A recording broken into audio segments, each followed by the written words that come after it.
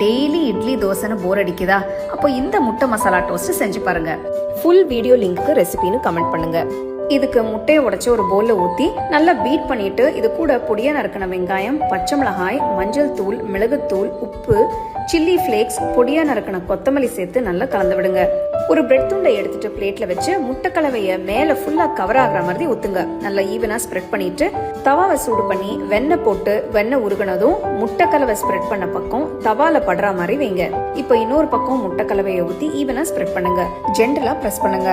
ஒரு பக்கம் முட்டை கலவை வெந்ததும் மெதுவா எடுத்துட்டு இன்னும் கொஞ்சம் வெண்ணெயை சேர்த்து பிரெட்டை அடுத்த பக்கம் திருப்பி போடுங்க. ஒரு நிமிஷம் வேக விட்டு ரெண்டு பக்கமும் நல்ல பொன்னிறமா வெந்ததும் தவாலந்து எடுத்துட்டு சூட சர்வ் பண்ணுங்க. டேஸ்டியான அருமையான முட்டை மசாலா டோஸ்ட் சூப்பரா ரெடி ஆயிடுச்சு. இத சூடா டொமேட்டோ கெச்சப் இல்லைன்னா புதினா சட்னி வச்சு ரசிச்சு சாப்பிடுங்க. ஃபுல் வீடியோ லிங்க் வேணுமா? ரெசிபின்னு கமெண்ட் பண்ணுங்க.